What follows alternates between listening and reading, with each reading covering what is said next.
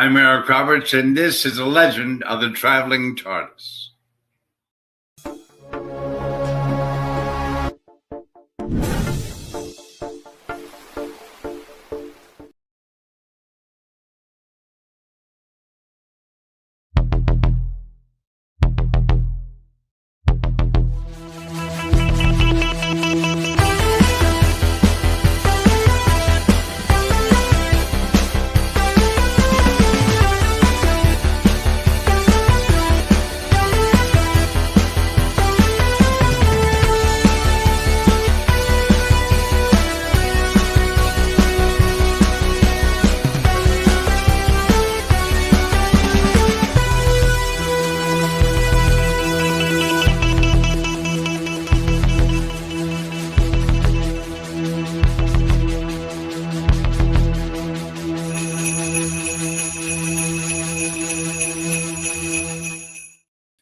Ho, ho, hello, everybody.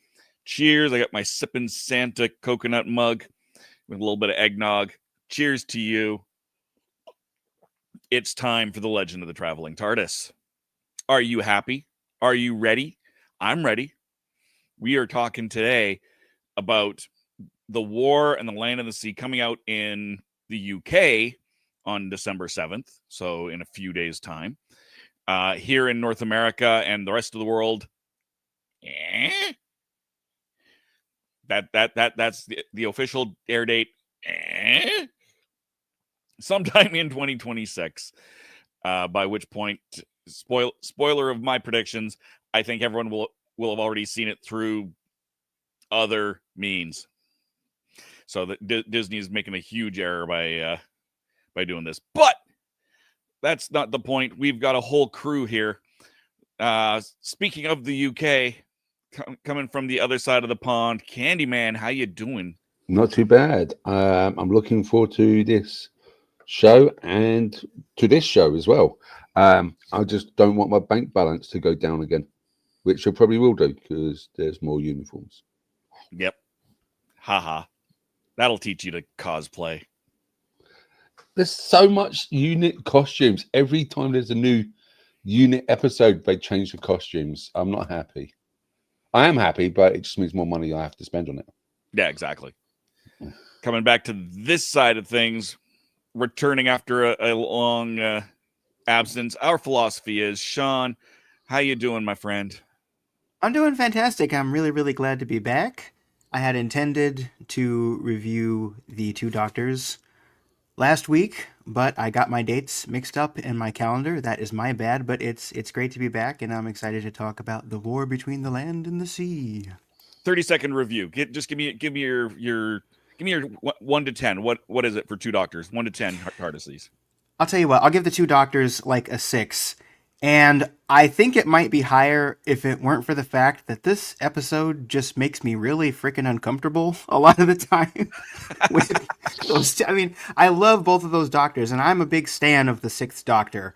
But like the stuff with the meat, it's just so strange. And It just takes it down for me. But overall, I'm glad to see the two of them back. And yeah, I thought it was really enjoyable. I was pretty ecstatic when I saw it the first time because I didn't know when I was going through Classic Who that it was a thing. And I'm glad we got another Classic Who multi-doctor story. There you go. And that's that puts you on par with everybody else. The average rating was around that 6 area. And speaking of a 6. Oh, sorry. That's okay. We'll bring speaking of a 6 because we'll bring in Christian. That's your segue, my friend.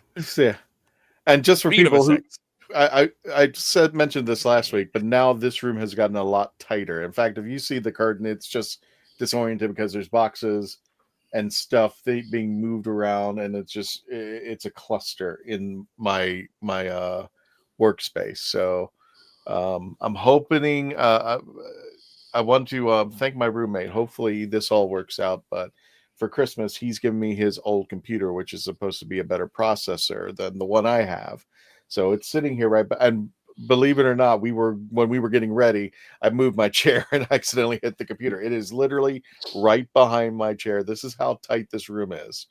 In fact, the curtain itself is sitting on a box right now, man. If you can see how disoriented everything is, yeah, we're getting ready for Christmas, and we got stuff all over the place. But the Land Between the War and the Sea, which we need. I always thought maybe he needed to like do a title acronym like Tourchwood.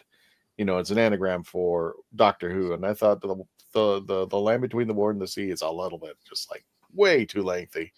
And I keep on forgetting. It's like, how's that go again? Or did they just say the war, between the land and the sea, or something like that? I don't know.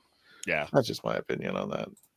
It's coming more like anime titles now, which is like so long. It's like a sentence rather than a title nowadays. So it's in line with that. I know, but when you're like hashtagging it or you're explaining it to friends, and then sometimes I have to sit back and it goes, is it the war between the land and the sea, or is it the war between land and sea? Yeah, I know. That's really confusing. That throws me off. And it's just like, why can't you just make it simple? You know what? Like you said, Mark, unit. The War of the Sea or something like that. Something really simple. And I feel bad for you, Mark, because now you're going to go broke. I just call it war. That's what I've been saying. I've just been saying war. What is it good for? Absolutely nothing. That's right. Cheers. Sipping Santa. That just sounds so wrong. Raj, I don't know if you know, and we'll let you on. I know some people are having issues out that on StreamYard, there are 2 live feeds actually going on. So if you go back to the YouTube page, and you will see that there's 2 streams going on for the same episode, but one of them is the one where we have, if you're using your phone, like I'll show you what mine is. That I'm keeping track of what's going on. That's the phone version, but if you go out and use the other one, it has the landscape version. So if you want to see the whole thing, you can just back out, go into the landscape version. It's the one that doesn't have the cell phone in the title. I noticed when I've been setting these up, when we do the live stream and we separate the 2, there's one with the cell phone icon at the end. So that's how you can distinguish between the 2. Of course, it's a long title, so I can't see a cell phone title on either of them. Well, okay, if you pull up one and it looks like this, and you want to go out and pick the other one. Exactly. Yeah, you do have to go to the Legend of the Traveling TARDIS's YouTube page for that, and it'll do the thing. I don't know what the Twitch feed looks like. I haven't looked at that. I think Twitch is probably the standard. I haven't seen Twitches either. Yeah, I haven't actually watched it on X. And we get sometimes we have like a large audience just show up from X. I'm just like, wow, okay. Yeah, for a couple of weeks. That's interesting. But now, Raj, let's go for it. Yeah, exactly. Jules is in here. Thank you, Raj. Definitely. So yeah, it is getting smaller on the inside of my studio. Hopefully by the time that everything, as we get closer to Christmas and we start moving this stuff out, hopefully by next year, I will have my studio back and it'll look a little different too. Yeah. I'm having to I have to change my entire orientation when I do Horses on Film and Happiness Patrol, because I've got all of this Christmas stuff behind me. I have to take down this Christmas quilt and move my whole setup 45 degrees this way just to cut all the Christmas stuff out, because I'm filming stuff for, the new year. Right. In advance. And it's like, and it looks worse because I've nothing else. I've got like the lights coming at me from the side. It's just, the space is not ideal for that angle. I just got the candy behind me. That's all it needs. We need to find like a one size fits all everything. The light in here all the isn't shows. Quite good enough for it. It especially when I wear for Horses on Film, I wear my cowboy hat and it takes the edges off of it. Makes it look kind of like a weird bald cap kind of thing. Yeah. Glare. It's like Rudolph's nose. Yeah. Full power. Can. It's all shiny on Mark's side of everything. So yeah. But we've got a great show for you here. At the end of the show, we got some cool stuff. I've got another thing of mystery dice to open. Holiday mystery dice from 1985 games. We've got our predictions from Land of the Sea, of course. But first, let's bring up the news and see what Gadget has to say for herself. Gadget. Gadget.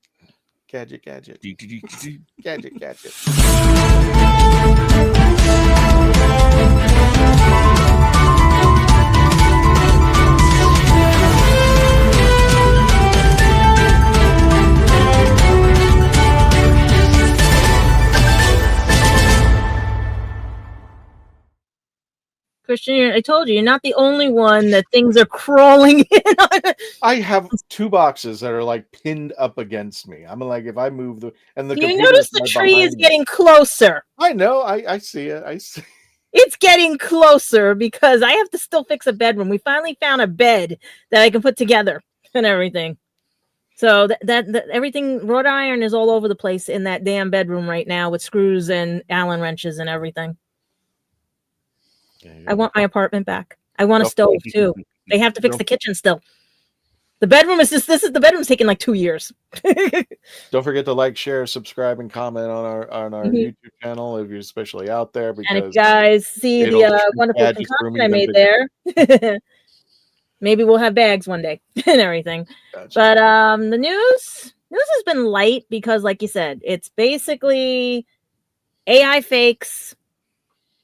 War between the land and the sea, people already seeing all the episodes and telling us yay or nay, and then our birthdays and everything else. So do you want happy news like birthdays, or do you want to talk about like really nothing and everything and stuff? Because it's been that bad with these fakes and all these crazy notions or anything. The only highlight was the fact that people in the UK will actually be able definitely to see it. I know Mark is going to be having fun watching that and telling us everything and stuff. But me, I'm mixed on it because from what I'm hearing and seeing from other people, they say it has a Tourchwood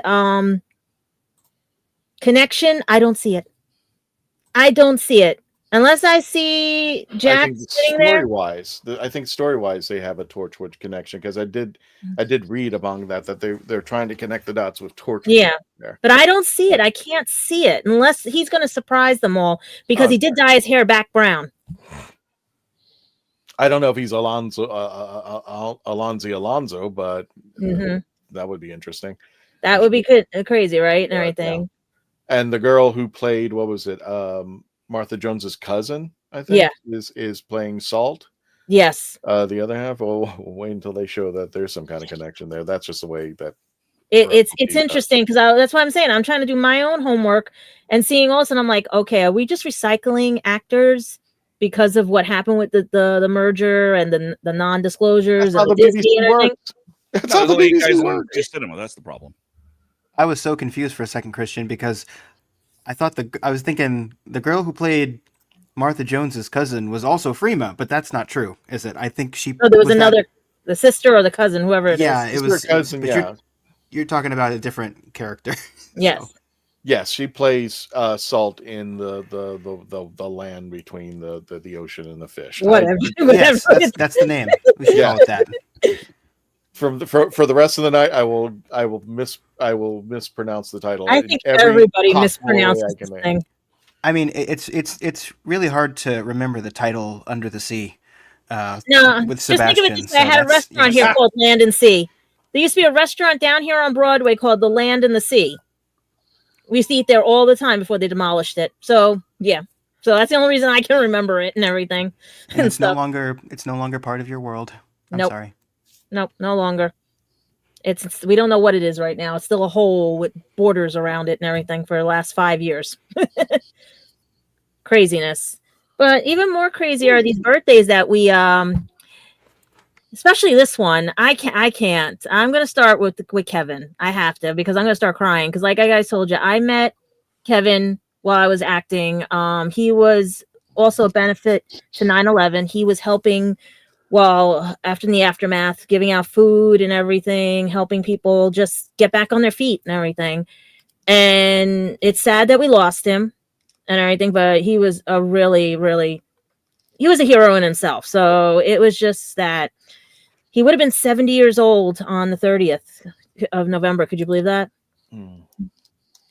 and he was Batman. He was Batman. I mean, I got lost trying to find this place, and he had just dropped his friend off there for doing some extra work and everything. And he just sweet guy, the sweetest person you could meet. Would always. That's why everyone said he was a big help during 9/11. He was a big help for people in the industry, and it's sad that we lost him. But happy birthday, Kevin, because you were like the best. I think he spans 2 generations. Yep. Going for Batman. Mm-hmm. At least. Yeah. And at least for like Adam West, he was the 66 Batman, Michael was the 9 Batman, but this guy spanned 2 generations. God knows how many animated series per se that he was involved in. He just had that distinct voice that if you heard it, you knew. Yeah, within seconds you knew it was Kevin. It Mm-hmm. was. I think creator, and if this is the same person I'm thinking of, there is a creator on YouTube named Matt Baum, and he does documentaries and videos about queer actors, and I believe he did a whole episode about him and how he got the role for Batman. Mm-hmm. Yeah. If it's the same guy, yeah. Yeah, it was really sweet. Yeah, he was a gem. He just said he was dropping off his friend for acting and said, it's right over there, sweetie. And I said, yeah, I'm nervous. It was like my first couple of, because it was right. I had just started that January of 2001, and 9/11 happened, everything. And he was like, don't worry, it's all safe in there and stuff. And we had a nice conversation and stuff. So sweet guy and everything. And I regret I never got to see him again after that. Like, I would text a little bit, but that was it. And then he got very busy because there was another season of Batman that came up and everything. But yeah, 70 years old. I wish he was still here. Like a bunch of people I wish were still here. I'm doing this from memory. I don't even think he knew what the TARDIS was. Mm-mm. I wanted to get his picture, but he had no clue. He was holding it and was just like, oh, what do you want me to do with this? I'm like, hold it. That would be him, yeah. Yeah, I said, be Batman. What else would you do? He goes, okay, I'll be Batman. And there we go. Mm-hmm. So, sadly, yeah, 70 years old. I can't. He didn't even look a day. It was just. We all think it could have been what happened, that he was down here with 9/11 because of everything, but they still can't confirm nor deny it. Unless you talk to a few people. Every time I've seen a picture of him, he's always he looks frail looking, and the only time I hadn't seen it. He looked different when he did that multiverse with that I was shocked he did, because he was debating that so bad of not doing it, or yeah, he was. That was at the time when he was really bad, and they didn't know if he was going to do it or not. And that one, I can tell you guys, that was a miracle. That was a miracle, because that was seeing him as a bad guy. That's what made me, spoiler alert. I just hated him being a bad guy. I wanted him to be like. I think that's the one thing I think he wanted to do, because he was always the good guy. Because you see, he plays the good guy no matter what. Just a vigilante version and everything. But yeah, I can't. It's like I'm trying not to cry. And then speaking of other birthdays that had everybody crying at the end of her episode, it was Karen Gilliam and everything. She turns 38, and she was on the 28th of November, and she celebrated with her husband and her little baby, which is not a baby anymore, and stuff. God, she's what, a year now and everything. And there she is with her mom. No, that's her daughter. That's her daughter. Sorry, daughter. That's right. Yeah, I'm just like out of it right now, because that's why I wanted to get that out of the way, because I'm so distracted because of that. But yeah, those two need to have their own comedy show. Those two need to, but right now I think Karen's working on a few other projects. I'm just trying to see what the last one was, because she said she was taking a break for a little bit. Yeah, the last one was the where is it? I just had it up. I'm so sorry, guys. I think she was working on a book or something at the moment. Mark, I think these Queen Mary Tudor she was supposed to be playing, and that was the last thing I heard. Yeah. Mark, I thought this Karen and Alex were in a movie together, and it was actually, I don't remember the movie, but I just remember seeing a scene on YouTube where I think Karen's character had slept with Alex's husband or something like that. It's not a movie I've come across. To be perfectly honest with you, no, that's not, it was just by chance I was scrolling. Was it a comedy drama? Oh, it was not a comedy drama. At least in the moment, it was just like, oh, they were throwing down on each other. Because I'm looking at some of her stuff right now, and of what she was in and everything. She appeared in The Call of the Wild, Gunpowder Milkshake. She's been in a couple of Disney things. With the exception of the Jumanji films, I haven't really been following on Karen. And there's a toss-up. That's why they haven't mentioned it and everything. But there might be a contract signed for Jumanji, the next one. But that's up. She's great in Jumanji too. Mm-hmm. Because the next movie is supposed to be the compilation of the whole series and everything, where now it's in the real world again. So I think it's just scheduling conflicts is what's holding everybody back right now.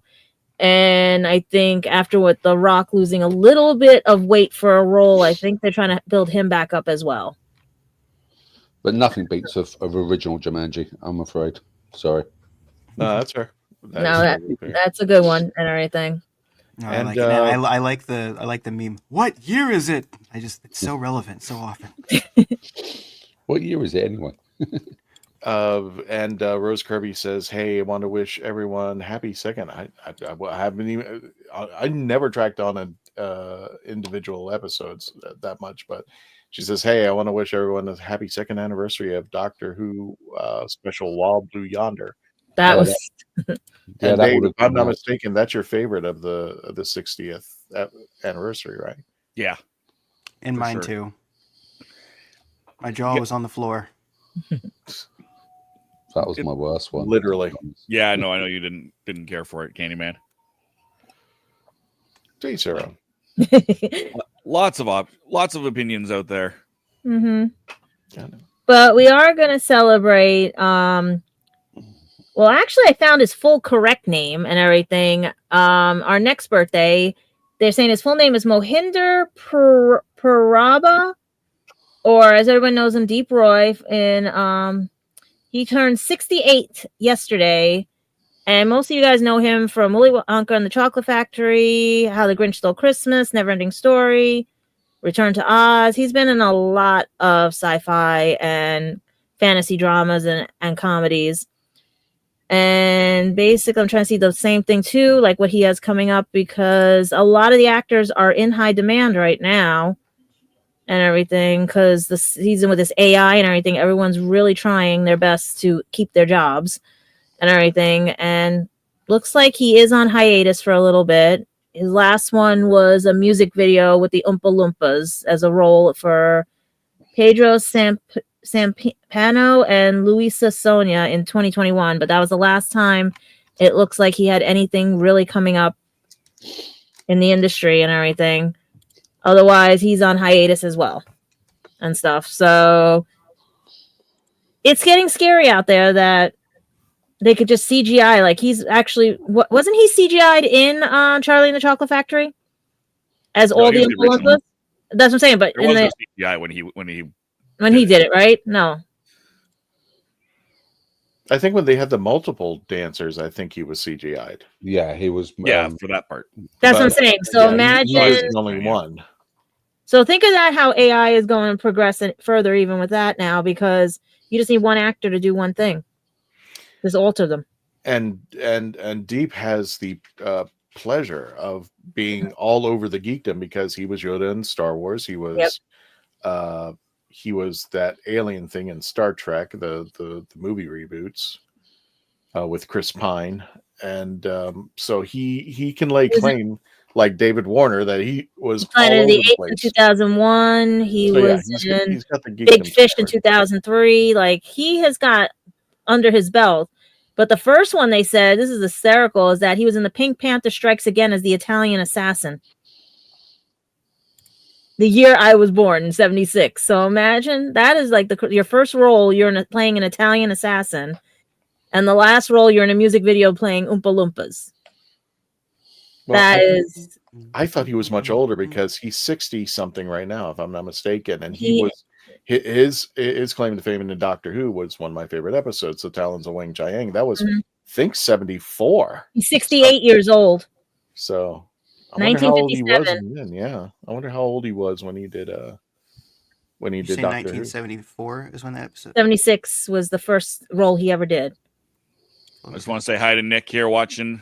New viewer. Yes, we're going to be talking about The War in the Land and the Sea. The new. He actually was a stuntman, puppeteer, actor. Like there's a whole thing he's done. He's got so much under his belt. It's not funny. So he's if he wants to retire now, he's all set. You know. Gotcha. He hit everything. He got everything under his belt. But we do have a funny thing about the TARDIS and that bag behind me and stuff and everything. When I was at the parade, like I said, I got to be able to see things and all the other stuff. And who did I see but Cynthia Erivo walking by? And I'm shaking the TARDIS. And she looks and she goes, she's like this. And she goes, like that and everything. And I'm like, are you pointing like this? And she goes, like that. Yeah. So she waved at the TARDIS while she was waving at everybody else. So she was like, because she looked up and she was like, huh? And everything. And we also only was able to get one family with the TARDIS because of how tightly knit it was there.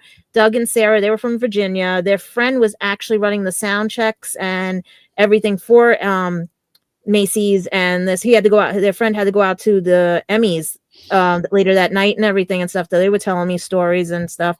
But Cynthia did the opening. It was beautiful and stuff. And then 2 rows below me was Dolly, Ollie. It's Mama Jill and Doll. They are on Instagram, and she seems to have been very upset that I didn't get to catch her in our comments because she ran so fast. Like it was that cold that day. Everybody just ran and stuff. We were freezing.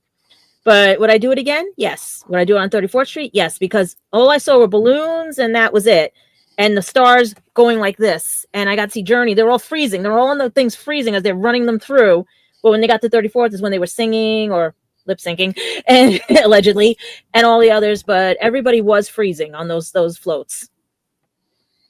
The only one they stopped close to us was Busta Rhymes. And I had to sit there and think about it. It's like Busta Rhymes is on a parade float. Yeah. If you're looking at all my pictures, you're seeing he's on the Turtles float. And everyone forgot that he was in the Turtles movie soundtrack when they did TMNTLE Power. Yeah. Did your brain just reject that set of stimuli, Christian?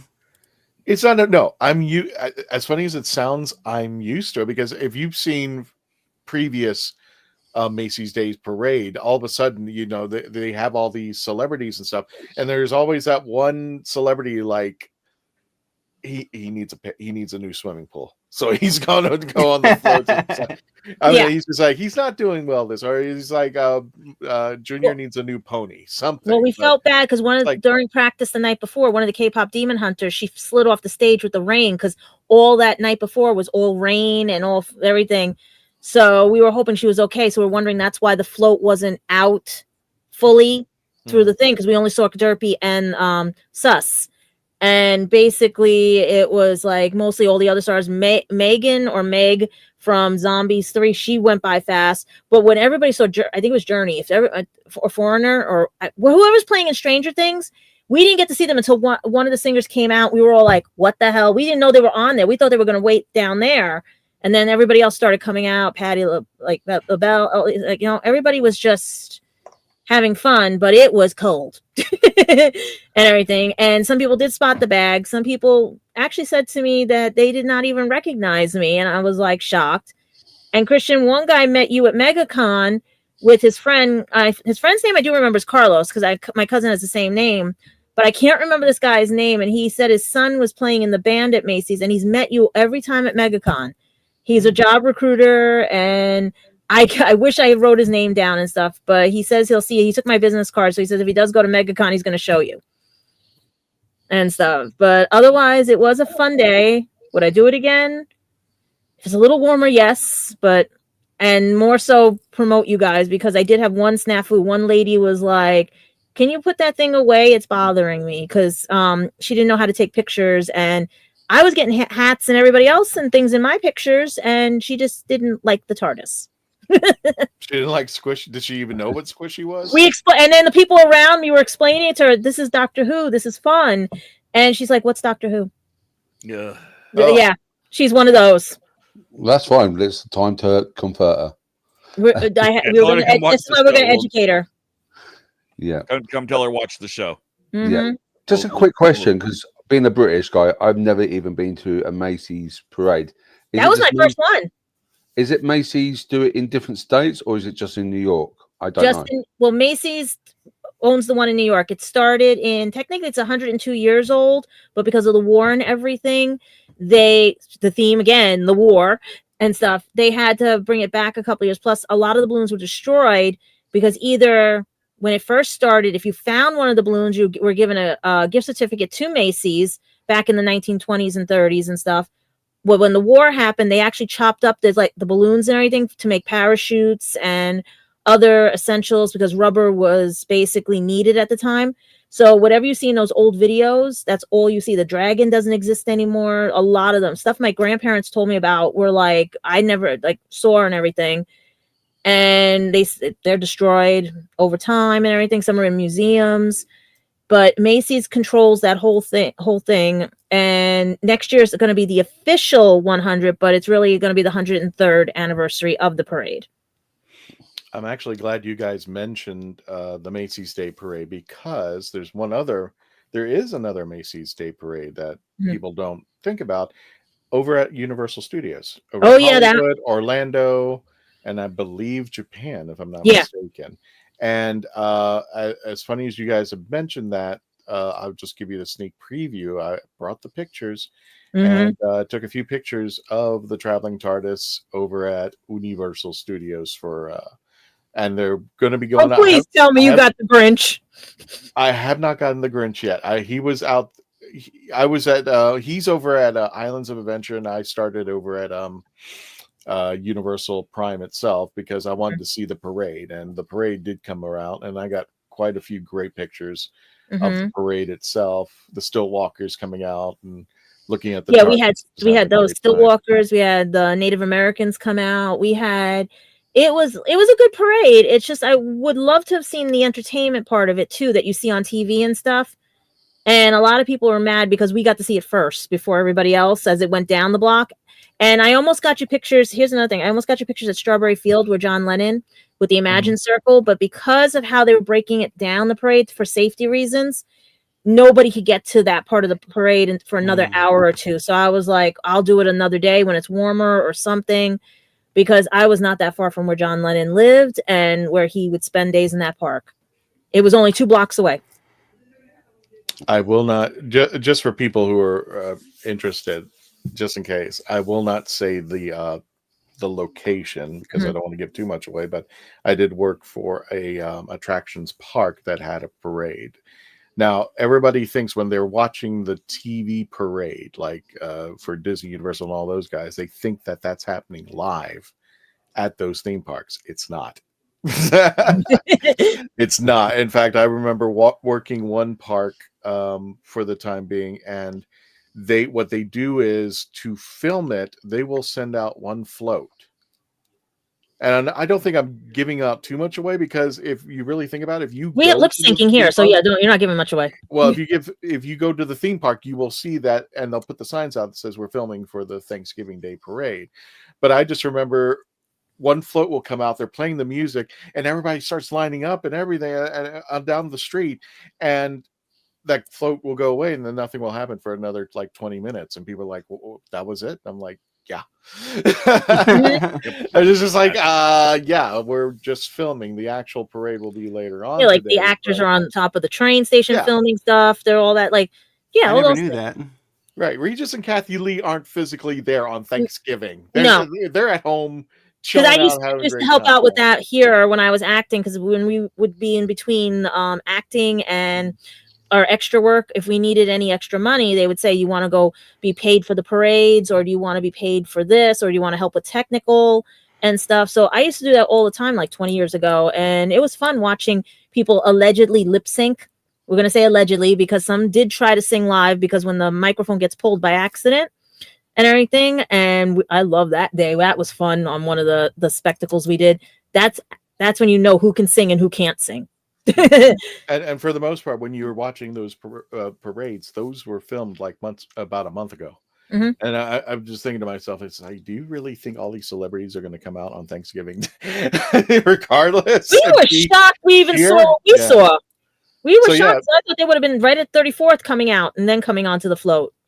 They were. I think that's the only live one. That's the one because that's we're playing live. But Sean, I think the Rose Bowl isn't even, or the Rose Parade isn't even live. Or is it? Yeah, Sean. I think that's taped. Except for the Macy's Day Parade, everything else is taped. Or, they recorded it. It's like, we managed to get like Mariah Carey and NSYNC and all these other bands together and Taylor Swift. And it's like, no, we didn't. It didn't happen. With the Macy's Day Parade, I'm always wondering too. They've got those giant floats, like the giant. Well, they're not really floats; they're balloons, like the SpongeBob and the Sonic the Hedgehog. And I guess it's for the little kids who think that the characters are real, kind of like a Disneyland deal. But I'm like, do they think that SpongeBob is just giant and can fly now? I always wondered about that. What is the idea? Well, the crazy part was because the wind was so bad, they had to lower it down. So in some of the pictures I haven't shown you guys, I'm literally staring right at this thing. This thing is like huge and everything. That's how big it was. It was almost as big as a building. And it was crazy. It was fun. Like I said, it was too cold. Sure, Rose, I believe you. we'll go with that. But yeah, you know what happened? I think, Sean. I think what happened is that SpongeBob absorbed all the water in the ocean, so that's why he got right. That's he made fun of Texas, and then Sandy invited him over and filled him up with ocean water. Correct. So. Well, without further ado, I think. Did you have anything further with the? No, I was thinking. Did you guys have anything other good news coming up or anything? Or are you going to save that till the end and stuff? We'll save it to the end. Save it to the end. Okay. Yeah, there might be some tie-ins for some additional stuff. That's what I want to make sure. Yeah. I'll let this be the final question for the Who Knew News. Isn't the Macy's parade in the classic movie Miracle on 34th Street? And it's yes. And that was hard to shoot, they said too, as well, because they had to do it out of season. So they had to bring all of Santa stuff out of season. That was actually shot out of season. So there you go. Those balloons you see in there, maybe the only balloons you'll see because some of them don't exist anymore. Well, without further ado, let's go ahead and wrap up the Who Knew News.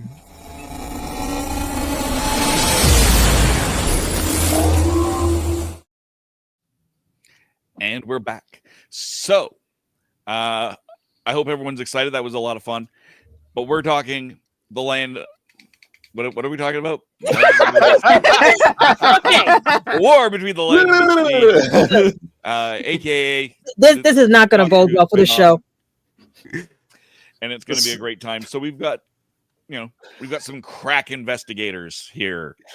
The sea between the war and the land. Something like that. Yes, the sea between the war and the land. You have made a more difficult tongue twister of a title. Yes. I think they could have. Let's not challenge them. Exactly. Don't tell them that. Don't go there. Okay, do you think this is going to end up like Class or Torchwood? Wait. Let's hold it. We're good to commercial break, and then we'll talk more about that. So we'll be right back. Everybody stay hooked up, and I'll make the announcement at the end of the show. So stay tuned. We got a big announcement coming in 2 weeks.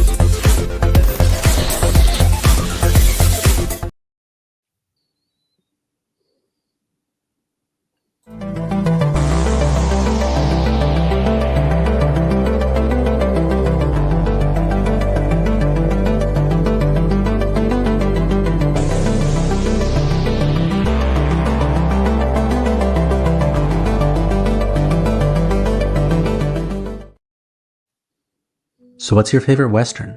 Is it this one or maybe one of these? Is it a revisionist Western, an anti-Western, or maybe it's an all-time classic?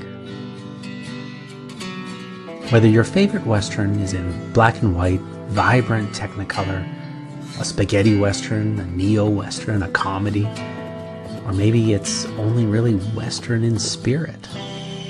Whatever it is, this is the podcast dedicated to determining the top 100 Westerns of all time. Every second Monday on YouTube, Spotify, and Apple Podcasts. it's Horses on Film.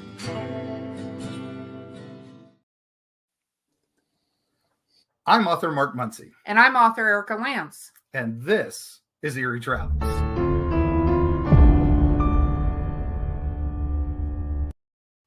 Greetings, travelers. Join us as we travel through folklore, myths, monsters, legends, and dark history. Now, we'll be your guide to the spooky side of reality as we discuss cryptids, paranormal, and all things preternatural. Sometimes we find the truth is way scarier than fiction. We're on twice a week on your favorite podcast platforms, including iTunes, Spotify, Amazon, and YouTube.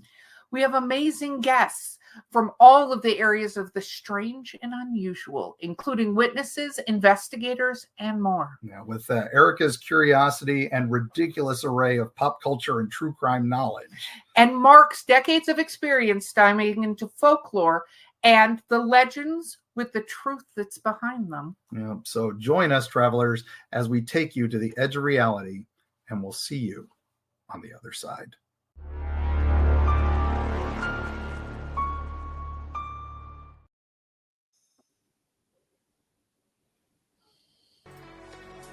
Are you a movie nerd? Do you collect VHS, DVDs, CDs, records, and so much more? Are you looking for clothing from 1940s to 2000s? Do you need cosplay or themed outfits? Come to Ducky's Vintage. We have it all for all budgets, located at the Oviedo Mall right off of the 417. Ducky's Vintage for those born in the wrong decade.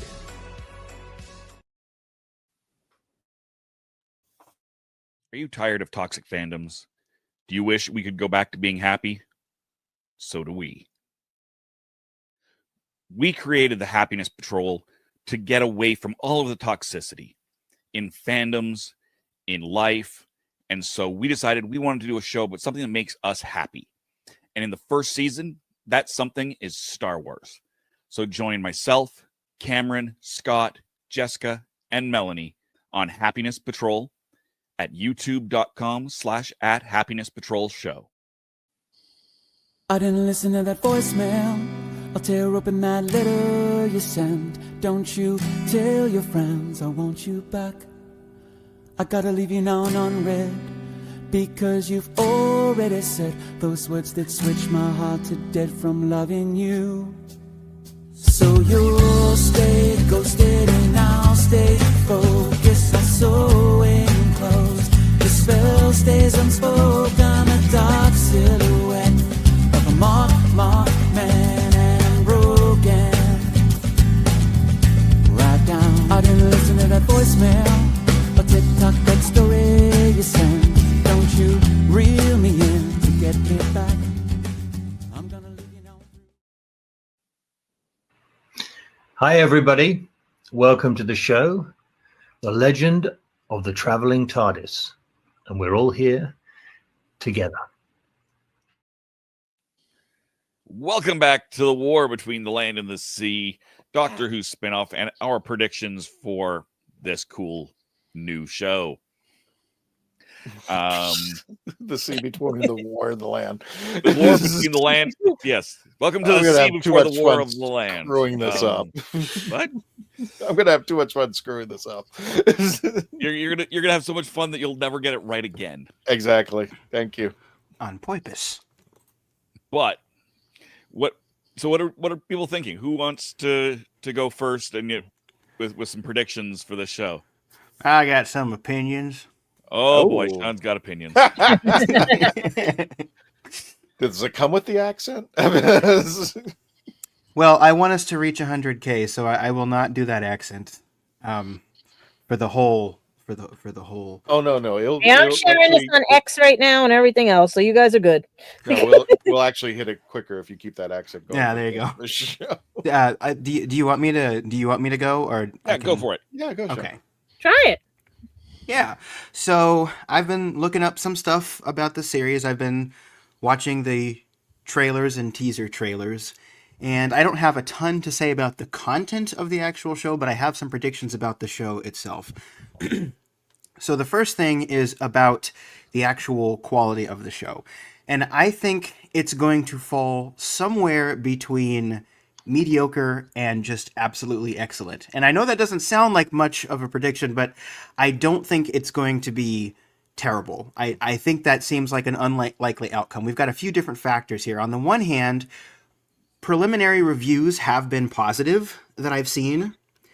And also RTD tends to be pretty good at spin-offs. So think Torchwood and Sarah Jane Adventures. Of course, very different demographics for those shows, but both considered pretty good. On the other hand, the show at large is not really seen that positively right now, as in Doctor Who. The franchise isn't seen all that positively right now by the fandom at large. So there is a lot of pressure, I would say, to sort of bring the show back. And I can't really speak to the way that people reviewed the show, but it does seem like the incentive would be to give positive reviews right now. I'm not questioning the authenticity of anyone, but nonetheless, I think that's probably the situation. So those factors are kind of conflicting right now. I'd say my overall prediction is I think it's going to be at least good. I think it will be, and I think they're going to try to capture sort of that Andor energy. If you're not familiar with Andor, it's a very similar deal to what this is trying to be, I think, which is a spin-off series, limited story from a family-oriented sci-fi franchise that's much larger. And they're going to go for the grittier angle. I forgot to mention as well, one of the things that gives me pause about the series is I say that it's going for the Andor angle. It could also be going for the Torchwood angle in that I've seen something that said that they're trying to call back to Children of Earth. So I hope they're going to be paying homage to it and sort of using it as inspiration rather than trying to bring it in as more of a direct influence. Because one of the big problems with Doctor Who in the last 2 seasons was being overly derivative of what came before. I very much want this to be its own thing, but I think it really could. I think it's going to be going for that Andor energy, and I think it could turn out really well. And I guess my last part of that prediction for things about the show is, since Disney is doing this really weird thing, and BBC also is doing this really weird thing where they're going to be separating them, where one is going to be coming out on BBC first, and then the other one's coming out on Disney Plus sometime next year, I think American fans are going to be unwilling to wait for that length of time. And whatever happens with the ratings in America, which is probably not going to be good, is going to be used as Disney as sort of a self-fulfilling prophecy to say, aha, see, it's not doing well. And then I think also some of the outlets on YouTube will talk about the show if it turns out not to be good. We'll cite the ratings, but will not talk about the show if it turns out to be excellent. So those are all my predictions for the show. I hope it's really good. And from what I'm seeing, it looks like it could be intriguing, very different types of performances. I hope RTD is not going to rely too much on trying to recapture the magic. I hope he's going to try to make some new magic. All right. Reasonable. Well, there's the show. Good night. Yep, but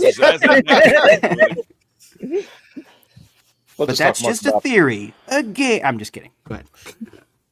No, that's a good. Sorry, go ahead, Kristen. No. I said that was a good theory, and like, there's nothing. Nobody's opinion is wrong. That's how you feel, and that's how you come established. Of course, we would like the show. We would like Doctor Who and the Land Between the Eggs and the Bacon to be successful, but as you mentioned, there's I got a whole thing on this. So I think I'll wait my turn, but go for it, Christian. You can have your turn now. Okay, I'll have my turn. I think it's do it. Okay, because I got to be the negative Nancy on this one. All right, it's not the fault of the actual show. There's a reason why I don't watch Kurtzman Trek. And after I saw the first 2 episodes of Discovery, I'm like, this is not going in the direction that I wanted to. Then I heard about Prodigy. Then I heard about Strange New Worlds. And I heard about Picard. And it's just like, this is just, this is, I don't see this as Star Trek anymore. I think the only thing that came close, in my opinion, from what I saw, and it really took some motivation to see, was Picard season 3, which really knocked the hell out of me. But as far as I almost want to say, you didn't need series 1 and 2. 3 was enough. And I think it should have told the whole story just from 3 on. In fact, I always thought it would have been a great fanfic where Picard's about to retire, then something happens in the neutral zone, and it turns out the Borg are involved and Q is handling everything. So they kind of went that direction. As far as anything else as Kurtzman Trek, as long as his name is on it, I don't watch it. I can't. When I first saw those first 2 episodes of Discovery, and if I remember correctly, there was that one scene where Michael Burnham cries to the jail cell, and because the jail cell felt sorry for her, it let her out. If I remember, there was a scene like that in there, and that's when I walked away. I'm just like, what the hell is this? This is not even. You can't talk to the jail cells. This never happened in Star Trek. And why are you talking to the jail cell? How did you convince it? It's just like, this is getting ridiculous. And you had mentioned, Sean, that he has some great spinoffs, really great spinoffs, Torchwood and Sarah Jane Adventures. But then I have to pose, but if he's not contained and he's not doing it right, we end up with Torchwood Miracle Day. So I mean, like, I know when you go off on it, try selling that when you're working in a video store. I was looking forward to Miracle Day, and when I heard all the celebrity guests in there, and I was just like, the one thing that was tragic about Miracle Day is that, unlike Torchwood, you could have come in at any given point and caught up. With Miracle Day, if you didn't start from the very beginning, it's over. I mean, you'd have to start from the very beginning for any of it to make sense. And the fact that RTD was saying that Torchwood runs alongside Doctor Who. So if Miracle Day happened, the Doctor should have been around to take care of it. He was on a phone call, remember, with him? That was a long phone call. That was a long phone call, yes. That was all we had. It was a phone call. Why I've said about the Kurtzman Trek is right now I'm having big issues with RTD. And I'm feeling like it's invoking a prejudice that I don't want to put on this show. One of the questions is like, we've always asked for a unit episode, and I feel like this is... It's hard for me to explain, but as long as RTD's attached to it, I can't watch it. Or at least I'm not going to feel comfortable about watching it, because I really have my issues with the man for the 60th anniversary and the 2 seasons of Ncuti Gatwa. I mean, one of the things I never forgave him was the Robot Revolution. To watch the Doctor laugh at a death of somebody, even if it's every single practical episode, the Doctor never, even if it's his enemies, he appreciates the life. Even with Sutek, he cried over defeating him. But when I saw that scene when the sperm and the egg are vacuumed up, the Doctor's laughing. I'm like, I don't know who this guy is. He's not my Doctor. He's not the Doctor that he created. And RTD, you're the one in charge. You're the one who greenlit this. And the story, the stories with RTD 2.0 against Chris Chibnall, I'm like, Chris Chibnall's going like, I can write some sucky stories. RTD 2.0, hold my beer and my wine and this keg. The person that I really appreciated was RTD 1.0, who really stood his ground. He, there was a messaging in there, but even friends that I, who kind of have that ideology, who support that, saying this is not even consumable anymore. It's hitting me all over the head with the message, and the story is somewhere in there, but it's so inundated and the stories are not that good. So one of the things I was a little concerned about, and this is what we talked about, Dave, was when RTD opens his mouth, bad stuff begins. He does. Yeah, stop that. You don't need to interject anymore. When it came to Destination Skaro, I thought that was the coolest thing, and everybody lit up when they were saying, "Oh, this is going to be pre-Davros before he got attacked by the Khalads." This is going to be. I was like, "This is great. I want to see this kind of story. I want to see how he led up." No, it's our Davros is going to be walking because of stigma against people with disabilities and evil. I'm like, who the hell are you talking about? I've never had that. I grew up with a father who was in a wheelchair for 35 years of his life.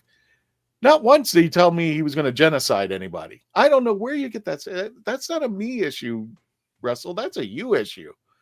I understand where he was coming from on the perspective of, like, Dr. Evil. He's got the cut in his eye, and he goes around in that electric wheelchair, that silly wheelchair. But I don't see that as disability being evil. I see that as the character's upcomings. In the same way Captain Hook got his hand cut off by Peter Pan.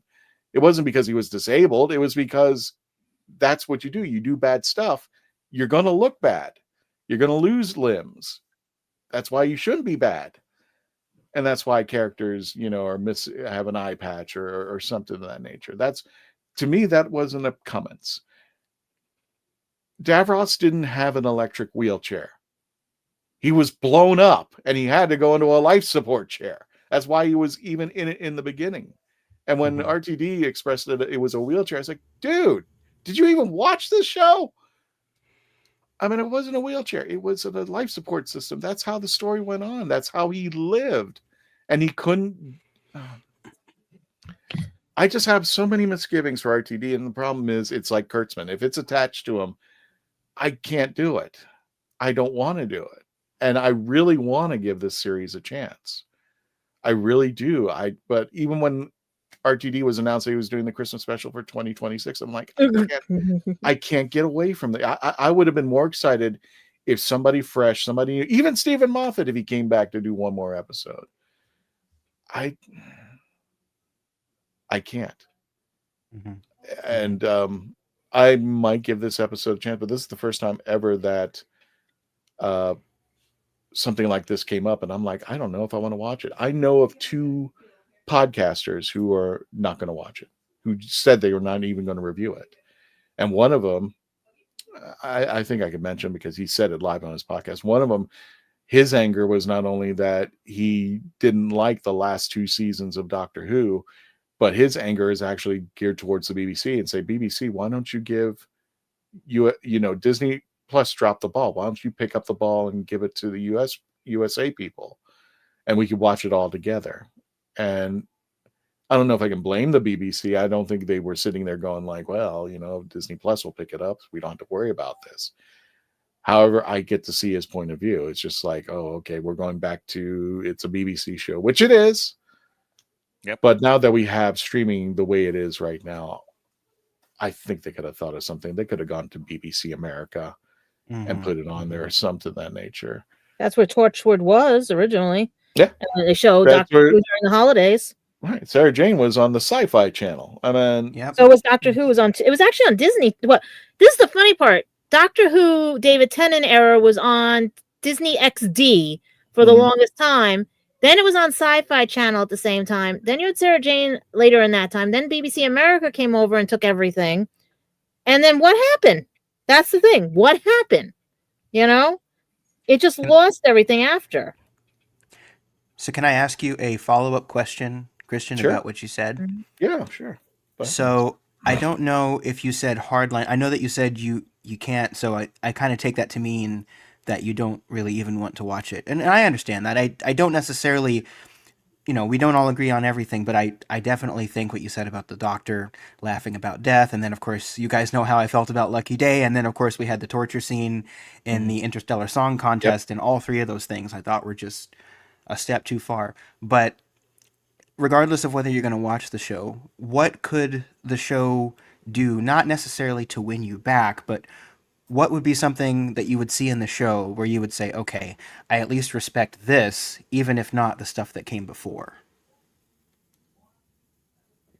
that's the hardest thing. I mean, is this worthy of my time? And when it comes to streaming services, I mean, when it comes to, I really think that Hollywood and big corporations have this idea in their mind, and especially when it comes to fans, that they don't have a problem antagonizing fans, especially when they have a good criticism about what the product is. Aren't you supposed to be serving the fans, whether they be classic or new, or where they come in? And I like this show. If anybody came up on this show and gave me good criticism, I'm not going to sit there and go on my social media and go, what a jerk you are or whatnot. I take the criticism. And that's the thing, being and learning the hard way about, being, I'm not saying this is the greatest show ever, but our podcast, but yes, it is the greatest show. What am I talking about? Yes. But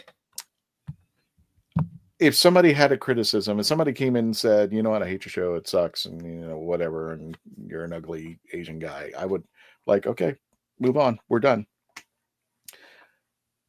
I've just been taken aback by things like comments like Shooty Gatwa when he comes out and goes, well, if you don't like what's going on, go touch grass, or Millie, I almost said Millie Bobby Brown.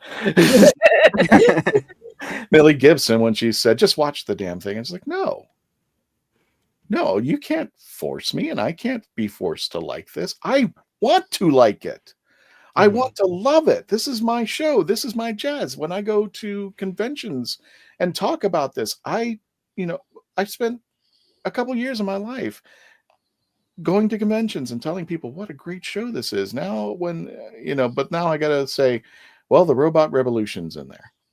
Well, this is in there. Well, that's in there. Well, Orphan 55. They tried to redeem themselves with the deleted scenes, which kind of, maybe that much, gave them a little bit of Robot Revolution, more solidness to it, as we could probably say, maybe, allegedly.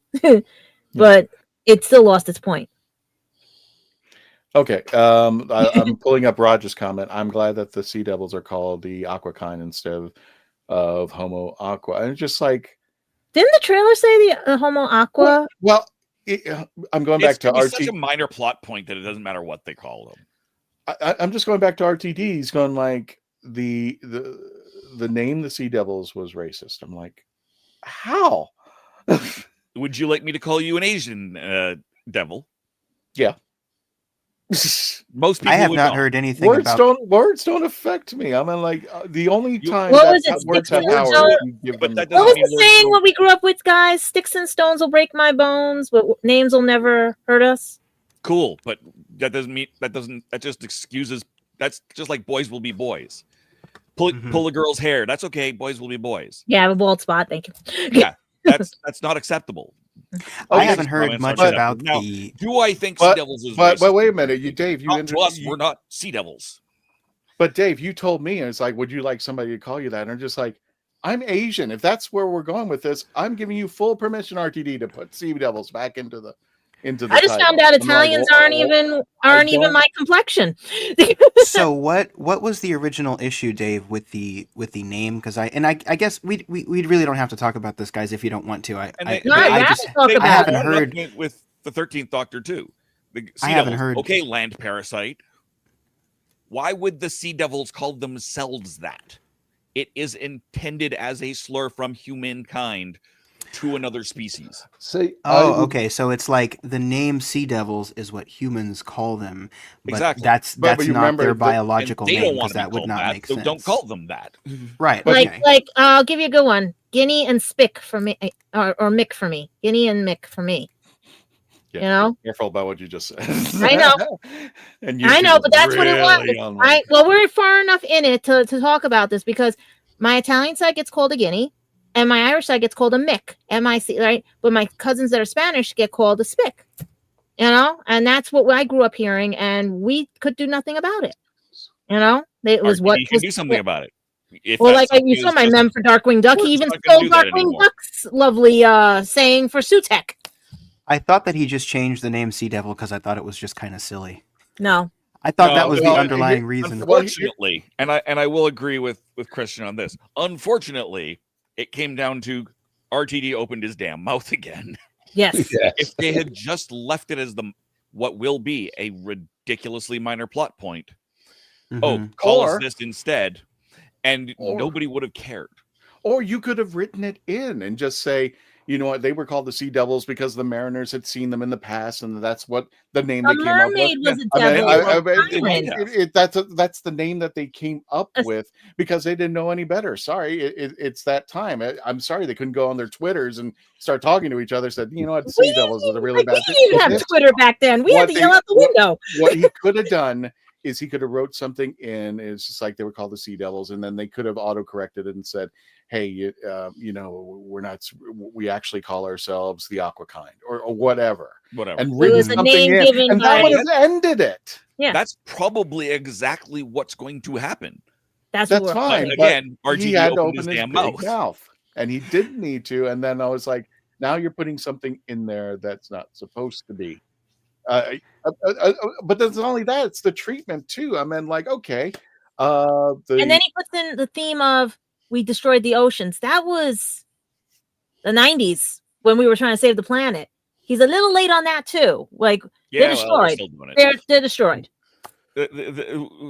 Which doesn't mean it shouldn't be addressed. We shouldn't keep going. Again, it's not that it's wrong to talk about it. Whether it's hopefully, it is not Orphan 55 smashed over the head with the. You get the Sea Devils looking right into the camera. Yeah, you don't do this, the ocean will be gone. I don't know. I don't think it will do that. The advanced reviews have not indicated, they're mixed. Going to go that far.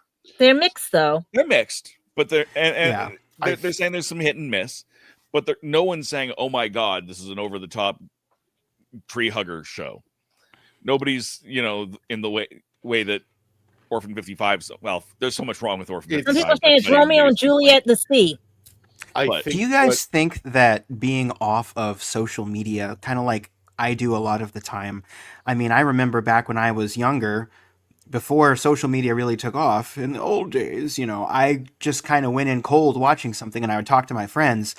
I wonder if sometimes people such as myself who don't really use big social media platforms where RTD can open his mouth all the time and talk about what the show means before we see it. Do you think that's a fundamentally different experience going in? Because for me, I've seen the trailer. I have my expectations. I like the story of the Sea Devils, but I mean, do you think that actually affects how the fandom at large sees something? Do you think social media has a big impact on how the fandom receives something? Oh, 100%. Yeah. Think about it when we didn't have social media. And you had to hear, to play telephone with friends and everything when you saw something. Oh, I saw this episode of this, and it won't be seen ever again because they didn't do repeats or anything until maybe the holidays or anything, or years later on. And you had to tell your friends, and the story kept changing and changing and changing. Now with social media, it's just in 1 second, not days later. Yeah. Okay. Can I just interject on what Dave said? Yeah. What about the Sea Devils being a badge of honor, like the Desert Rats? Or the Red Devils. I was literally going to say that. I'm so glad you said that. What if they like the name? We'll find out. Yeah, no, I perfectly agree. But it's not. We've established that it's what humans named them, and they did not name them that as a badge of honor. No. But I agree that it could be, but it's like we used to call the Sea Devils or Red Devils because of the enemy. Like, say, for example, the Desert Rats were named in World War II. Not by us, by the enemy at that time, because we were basically surviving in the desert as rats, but we was good at it, and so it becomes like a badge of honor rather than being a negative connotation of it. And I think that if a show was aimed to a point of like, this is our species, this is actual kind, but this is our military, which is what you call the Sea Devils, which is our armed forces, different story. But because, like you said, Dave and Christian, you said that Russell T Davies opened his mouth rather than letting the story thing, it caused havoc over the internet because people were going, well, what's the point of changing the name? It's been like this for the last 60 years. And then you got people going, oh, well, yeah, because it's like, we don't want anything to think about it. My predictions of this show is it's probably going to be very, very political, especially what's going on in the Middle East at the moment because of the war. Mhm. Okay, I think it's going to be very, very political with environmental stuff, but I think it's going to have a ton of action. Well, didn't they say that in one of the reviews and everything that they were using the climate that we're in now as the premise? He did. Russell T Davies did that with Russell T Davies 1.0. Okay, he used the climate and what's happening around him to write some of the stories. Okay, but also what I would say as well that it's not just Russell T Davies writing the story; it's also Peter McTighe. McTighe. And he does all the. I'm not sure you guys know, but he does all the major little things on the Blu-ray collector's edition. He's quite heavily involved with that. So the Doctor Who collector's edition Blu-ray box sets. Okay. So he's been working with that. I think I'm going into the point of view is that I know it's going to be quite political. I know it might be a little bit environmental, but I'm also going to point of view it is going to be a story. Is it going to be like Class? Is it going to be like Tourchwood? Is it going to be somewhere in between? It may be. As long as it's not anything like K9 and with the 3 kids. No, the Australian K9. Yeah, that's what I'm saying, with the 3 kids. Yeah, the Australian K9, which was completely let's regenerate K9 into a Sony iRobot. As long as it's not that bad, but what I've seen of it, I think it's going to be a lot of special effects. I think it's going to be really, really hype and quite dramatic. I think Barclay's character. This actually reminds me of Ocean Girl. If you remember that on Disney. No. That the Australian show where it was the oceans and everything and stuff, and they had to protect them and humanity and stuff, and they actually were from like another planet type thing. It was weird and stuff. So it reminds me of that. If anybody's remember that series, Ocean Girl. It's going to be quite interesting because if some of the rumors are true about that some people may not survive this episode, which would be a shame. Yep. Again, it's only rumors. We won't know until we actually watch the show. And if it is, I will be heartbroken because she endeared me into UNIT herself. One thing I don't like, in Power of the Doctor with Kate Bridge-Stewart, with her little UNIT pin, which was going back to the classic era. She's got a new pin on her lapel, which I don't like. I think she should have wore her dad's redecorated. She redecorated, and I don't like it. Nice. I think it's going to be an interesting thing. I think it's going to be very, very heavily on special effects. I think it's going to be quite interesting to watch. I think that the problem is, I think it's either going to be it's either going to come out 2 ways, that we'll live in peace, or it literally is the end of the world. And I don't think Russell T Davies will do that. Yeah, if you can get that message off just for a moment, you can see Kate Bridge-Stewart's new lapel pin for UNIT. Is that the Australian pin or is that the British pin? Because remember, weren't they in Australia at one time? Who? Didn't they say at the end of Shooties that they were heading to Australia or because of the new situation? The thing with UNIT is international. Okay. So international, you can have American, you can have Czech, and this is all canon. But they've had Czech UNIT, they had Canadian, not Canadian, they had what other countries are, and it's also, if you look at the classic hero, you have the RAF, which is the Air Force, the Army, and the Navy all serving under UNIT. So what they do, UNIT is like a special operations. So they'll get people from different internationals and join UNIT as a tour, and then they'll go back to their own unit. And you can see that by the thing. What I have noticed is that, you can see all these different uniforms you got in the if it's this unit. Unit UN. Yeah, basically. Like one of the generals, if you watch one of the clips, he's wearing American blue number 1s. And then you got one of the English sergeants wearing a BDU black. So that's what I'm saying. I'm going to be broke when this comes out. Well, you got to get the translator. You see the translator in the ear. You're going to have to get the translator too. But on the whole, it's going to be opening up. It's going to be something to watch. How good the storyline is, we're going to have to wait and see. I'm gonna. And it's only 5 episodes, right? I thought it was 6. Is it 5 or 6? I think it's 5. I think I have 5 episodes. 2 and 1. It's 5. Okay, but I do think that if it does go well, the only problem I've got is whether or not we're going to make a season 2 of this. Okay, because if Disney has put all the money in it and they've now pulled out, it's going to end like Class. When is BBC going to get the money? Well, Class was done by BBC, so they never had any money. The only thing I can suggest is if this gets another series, then they're going to need another sponsor, whether or not it'll be Sony or whether or not, because I know Sony's got a little bit. Well, Pluto and Tubi have already slowed down the Doctor's episodes. Now you just have an on-demand channel, so you can't pick and choose your episodes anymore. So I'm wondering who actually is going to get the whole streaming. Hopefully it'll be self-contained. I think I heard it'll be self-contained, but it would be interesting if they did make another season after that.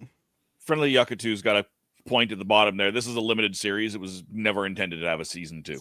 Okay. Yeah. Okay. Yeah, it was only ever intended to be the 5 self-contained 5 episodes. Unless this blows us completely away. I mean, I mean, anything's possible. Who's to say that this actually does better than Doctor Who? I mean, just like yeah. It would end up, I don't think they would end up with Land in the Sea Volume 2. It would be, another unit spinoff. The next series is actually just called The Land Between the War and the Sea, and then we get the sea between the war and the land. Every season is just called something slightly different. or it could be The Land Between the Land and Land, where they rather use aqua kind, they use earth kind, which is or if it's like Romeo and Juliet, they fall in love and they die. No, and I think that's going to be part of that's one of the things I'm kind of predicting is there'll be at least a Romeo and Juliet subplot at the very Shades of Orphan 55. I really hope that's not the case. Or like the Shape of Water. The Shape of Water. Didn't they have Orphan 55 and Praxis in the same year? I'm just like, yes. That's 2 episodes. Mm-hmm. Yeah, let's take the hammer and just put some spikes on it so we remind people that this is. I'd rather you just spent 5 minutes with Jodie Whittaker dressed up as the 13th Doctor talking. It lost my hope when we had the frog. Well, then what? To be fair, Christian, that season did end on a high note with the Timeless Children. Don't go there. Don't go there. I disagree with you, Sean, but let's move it. Duckadoo. I was 100%. I was 100% kidding. I'm sorry. We should move on. We should move on to Dave before we. No, I agree. My thoughts are kind of similar to what a lot of people have said. I'm cautiously optimistic. That's fair. I think there is definitely going to be, and I'm going to say it in this way, and I'm going to hope that it's only shades. There will be shades of Orphan 55, just because there is going to be an environmental theme here, but I think there's also going to be a Romeo and Juliet subplot. Just the images that have been released really kind of lend themselves to that. Think? This one exactly is, this doesn't look like a war type picture. This looks like coming together in some way. So we'll see. I'm also not convinced that these are Sea Devils proper.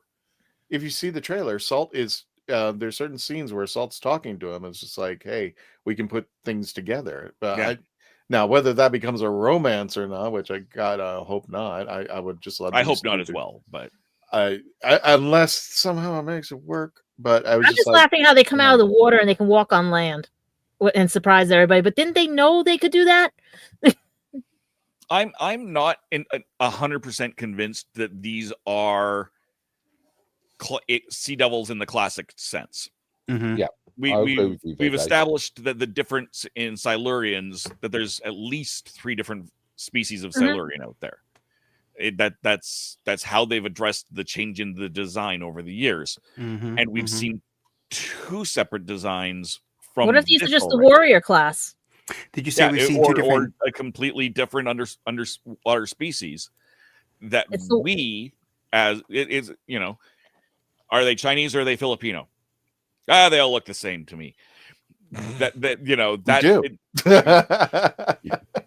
But that's what I'm thinking might be going on here as a, which then brings up the, well, don't call us sea devils. That's not what we are. Thing is just a matter of they are another species that lives under the sea. Did you say we've seen 2 species of sea devils so far? I almost did. We've seen salt, and then we've seen one that looks a little bit more Silurian. Oh, I thought you meant like in Doctor Who proper. I thought you meant that we'd seen 2 different, because were the ones with Jodie, were those different? A different kind of sea devils than the ones? That's entirely possible. We don't know. Okay. I have not counted those. And I always said the Doctor was out of order in time, so I'm always wondering if it's different time frame that the Doctor's in. Also possible. Like there's any number of ways they could have dealt with this, but in the advertising for the War of the Land and the Sea, we've seen salt and a male version of that iteration of the species. I think I just sent you pictures of that. An entirely different one that looks more Silurian and a little bit more traditional sea devilish. We've seen that image released. So I'm thinking there's more to it than what it is boiled down to in a soundbite from RTD. Damn it, will you shut your mouth, man? They could have been genetically altered too. Yeah. Oh yeah, there's any number of reasons that they could look different. Because I know that was a big one of the early, even before the name change, that was the first thing the internet popped off on was, well, these don't look like the Sea Devils anymore. This is horrible and the worst thing ever. And oh my god. To be fair, that version of Sea Devil wouldn't fly now. It's very silly. Exactly, it's pretty silly. And like the CGI version of them from the 13th Doctor era was also still pretty silly. I don't mind silly, to be fair. I'd be quite happy to have this version of the Sea Devils out there. Bird. That looks like one of those the turtles, like a turtle. Snapping turtle. With flaps. But like that. My concern is this: when we first saw the Sea Devils, tell me if I'm wrong on this, Mark, but when we first saw the Sea Devils coming out of the ocean, they were lankety, they were taking forever. You could outrun these guys as they were walking out of the ocean.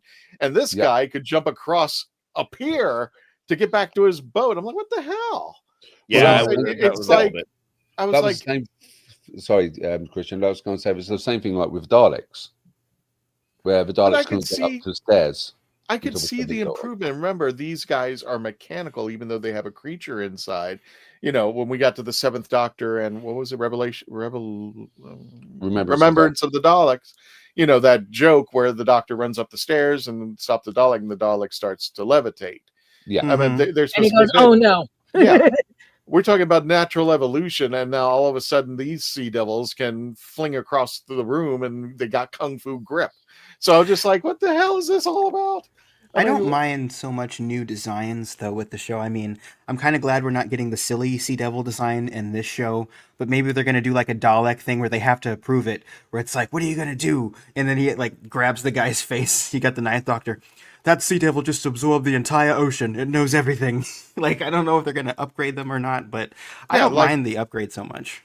But it's okay to a certain extent, but I was just like the Weeping Angels. Now they can do what used to be so nice about them is just like they had I wouldn't say the weakness, but they were limited to, they sucked your time out. They sent you back in time to death, and they use that as their power. Now they could break your neck, and then they could, zap you more than one time. I was just like, maybe just power creep is a problem with any long running show. And unfortunately, the fandom has shown themselves to be largely, not entirely, but largely resistant to new villains. Oh, give us the old stuff back. Sometimes you get a Weeping Angel that hits the consciousness and they love it. But then they want more of it. And you got to do something or it becomes stale. That's why we get, as far as I'm concerned, I'm quite happy to have a Dalek-less Doctor. Not forever, but I'm tired of the Daleks. The Daleks are not the greatest thing in the world. They're limited to what their storylines are. There's 62 years of Doctor Who, and this is one of my biggest gripes when it came to Chris Chibnall. He's going like, well, I'm not going to use any of the classic monsters. And you have people, I think that's a wonderful thing that people today would get if you had given a chance. You could see the Weirin, you could see the Zarba, you could see what it would look like today, and appease people, who grew up with that. It's like, oh, that's cool. The Zarba can do this now. Now we get to see their intricacies instead of this puppet-like deal. And I'm not a big fan of the Sea Devils per se, but I was, when I saw their new look with Jodie's time, it was okay because they were kind of sticking to things. And I was just like, well, if we kept it the way it was, you can upgrade it without having to change the core of it, if that makes sense. Mm-hmm. No, I agree. Same thing what we did with the Silurians as well. Yeah, exactly. Yeah. If you look at the Silurians from the classic show and then look at it with the reboot show, they are different in things, which may be a good thing. Like I said, I like your ideas that they're different races or different races of the Silurians, or different races of the Sea Devils. Mm-hmm. Yeah. So rather than having these all Sea Devils look like the same, if they're you said species, didn't you, Dave, rather than race? But it works. Works the same difference. Same difference in this conversation. They did it really well with. I know this is not Doctor Who, but they did it really well with Avatar, where they had the jungle Avatar compared to the sea life Avatar, and they had different. Oh yeah. And this could be the same principle with. Like one Sea Devil might be from the Atlantic Ocean, or the other one might be from the Pacific Ocean, and you're going to have different evolution happening in the different oceans. Yeah. But what you were saying earlier, David, is just like the Sea Devils. In this particular case, I'm going to just aqua amphibian kind is just like we can relate this actually. The Asian race, like myself. There's Filipinos, there's Chinese, there's Japanese, there's Mao, there's all these people, and not only that, but they kind of come from the same package. But if you look across the land, their culture, their appearance in some cases are slightly different. So I could see that the Sea Devils and the Silurians and whatever juncture you wanted to bring in there, and they could have their different cultures and such like that. Well, I'm going to bring this comment up here from Friendly Yakatu. That I guess Pete McTighe confirmed that they're Homo amphibia, totally different but closely related species. Homo aqua are the more traditional Sea Devils. So there we go. Yeah. Is that confirmation that they are terrestrial? Redesign. Sorry, Dave. Sorry, go ahead. Yeah, is that confirmation then that the Sea Devils are actually terrestrial, just like the Silurians are? Yeah, that's the basis. That's interesting because I think it's like what you said. I don't remember who made this point. I think maybe it was you, Dave, or maybe it was Christian, but about the Doctor not intervening as much because this is sort of a thing that happens just on the Earth. Mm-hmm. Mm-hmm. I think that's really Tennant don't show up with Donna in this one. Well, I love David Tennant. I want him to kind of take a little bit of a rest. I thought, even the show was like, I thought it was going to be that other guy, So I must admit, I think this is going to be good because from a unit point of view, like if you say like Tourchwood was the FBI and units are military, and these are black op operations which we don't know about. So the Doctor, like I think wasn't it where it was David Tennant's story? I think it was where the Prime Minister said, "Well, you're not always about on this planet."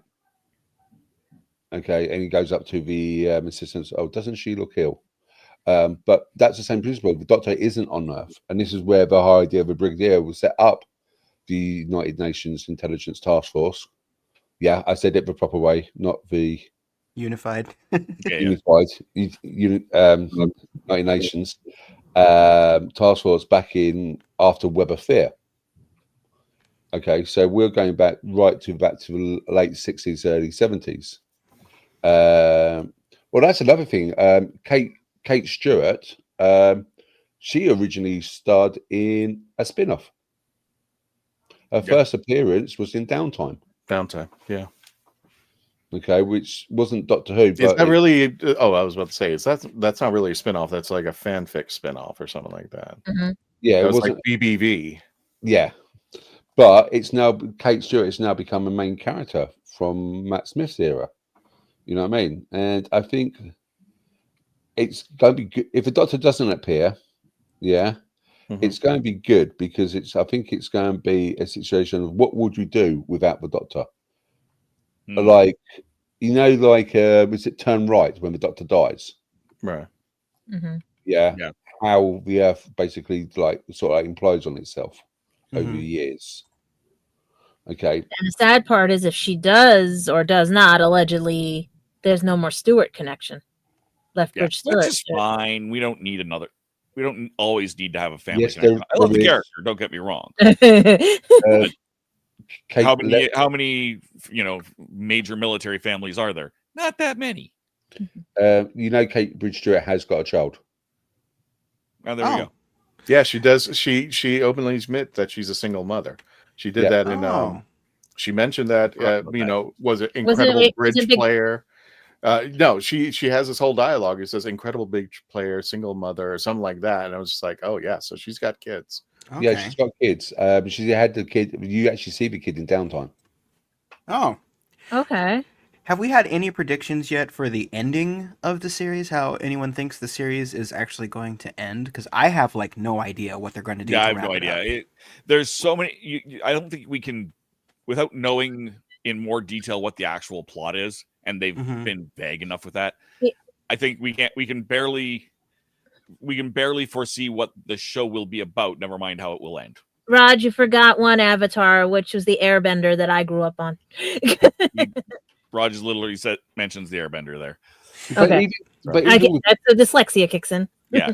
Even with the Airbenders, they had different traits depending on whether or not they were North Ocean, South Ocean, fire, or air. You know what I mean? And there were different species of bison. If you watch The Legend of Korra, you found a different species of air bison that how air he nomads didn't use. freeze himself. Somebody else was supposed to be the original, and then it wasn't supposed to be Korra. Yeah. Okay, so shall we start wrapping things up? Because I heard, I know if you know anybody who knows Bose Trek, I'm like Raj. Yeah, I can't wait until Chris puts out. If you get a chance, here's what I want to ask real quick. If you get a chance on listen to Bose Trek talk about the last two series of Doctor Who, and your mind will get blown. What is it again? What I want to ask. It's Bose Trek, but I just want to prepare you. It is probably the most. Some people would consider it the most toxic thing, but it's just him ripping the show's episodes left and right. So, yeah, just be prepared for what people would consider toxicity, but I think it's funny sometimes because some of it is just like, yeah, he's spot on that one. So, what I wanted to ask is, are they going to leave the 5th episode to coincide with the American episode when they start actually airing them? We don't know. That's what's everybody going to do after the 5th We'll know episode? when they show up. So far, the closest we've got is 2026, so probably not. I'm just wondering that time frame from when that ends in 2026 till the Christmas special, what everybody's going to be doing. I hope they just change their mind and do it at the same time because doing anything else is kind of silly. They could. I'm sorry. Disney Plus does not always announce everything that they're doing in advance, so it is entirely plausible that we might see this on December 7th in North America. I keep checking. And they're just not promoting it. I keep checking. So, but with that all said, are they going to waltz? Do we want to do, Kristen? Do we want to wrap it up and then we'll do a proper after party where I can open one of these things up? Well, Christian had some news for us. That's why I was trying to figure out. It's not big news. In fact, if mine, Dave, would you mind closing the door after we're done? That's perfectly fine. Yes. Yeah. Can I just answer Roger's question? Yeah. She had a son called Gordon, and a second child which we don't know the name of.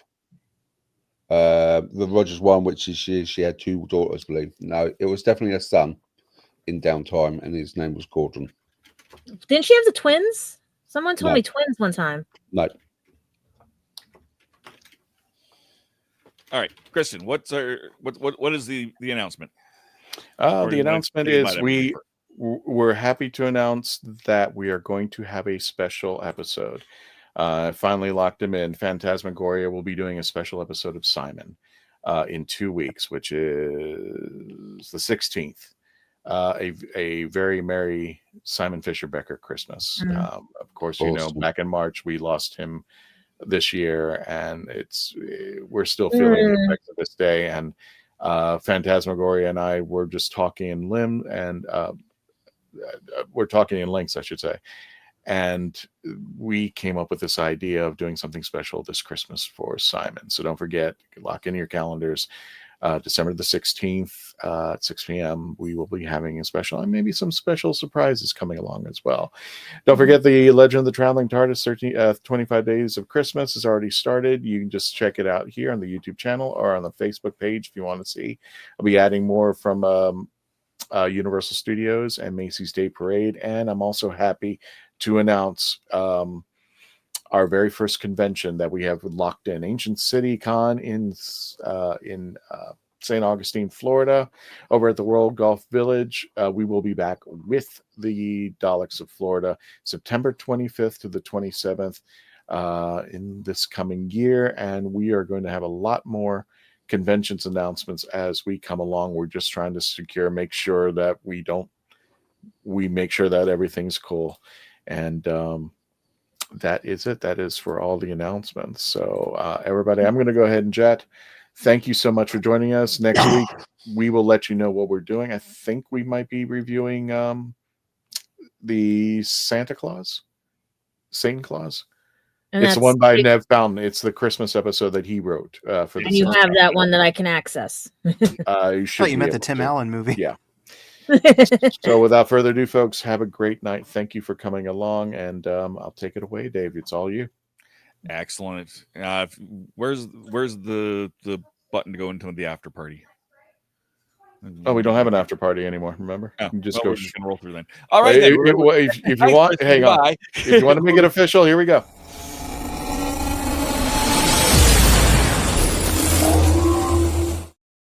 That's what I was looking for. This new layout transition. We should delete some of these autumn ones. All right, so we've got about 15 minutes to go here, where I can open up one of these mystery dice from 1985 games. Bottom right. Your right or my right? All right, so this is the one we're going to open. These are the mystery holiday dice. I'd say they're pretty blue sparkles. I reckon they're going to be green. All right. So we're going to see. And we'll pull those out first. So there is a sticker. What do you think that sticker is? Elf. Christmas tree. Definitely an elf. Okay. Oh, wow. I thought Christmas tree too. I was like... It's a little 8-bit elf. I like that one. I think that was a Mr. I got pigtails too. And the last set had 2 stickers. This one only has 1. There's also, since you like your Christmas tree, there is also a Christmas tree pin. Oh, cool. I knew there was a Christmas tree somewhere. Badge. Just for us, just to make us happy. There we are. The pins are good quality. Yeah. Oh, they really are. Like I said, my friend runs Pin Club. His dad does the Disney pins, and that's actually good. Those are good. Yeah. No, these are 1985 does not cheap out on their stuff. Ooh. Are those like shirt pins, Dave? Or are they like lapel pins? The small ones, yeah. Yeah. Okay. Those are really hard not to stab yourself with when you're trying to. I mean, I know that in theory you should be able to, but I've done it a couple times. Some of them have like I lost my poked through. My manga pin. Actually, somebody took it, but yeah. Many times have I stuck myself with lapel pins, especially when I'm wearing the unit badges. Pink. Of a pink or see-through? They're see-through with. I'll grab the D20 here with blue. A little puppy polar bear in it. So you got your D4. Let's see if you can kind of see it. Is it a seal or a bear? I think it's a bear. That one's a little hard to see. So let's. So those are the Coca-Cola ones. D6. Looks like the Coca-Cola bear. It does. A little bit, yeah. There he is. So there's that. I would never have thought of that. And then your D8.